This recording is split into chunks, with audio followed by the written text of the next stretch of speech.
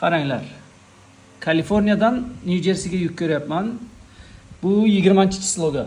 Bugunga emas. Qanday edi mana 20-sloga ko'ryapman. 7000 ga ham yuk bor. 10000 ga ham yuk bor.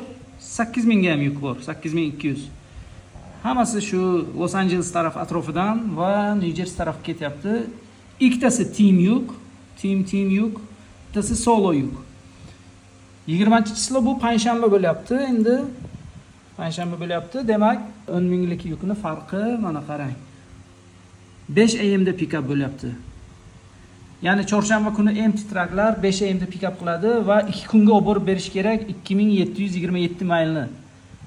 2 kundan keyin 9 PM da delivery ekan. Ana shuning uchun bu qimmat yuk. Ba'zi yuklar qimmat chiqadi, mana shu bozorda ba'zi yuklar arzon chiqadi.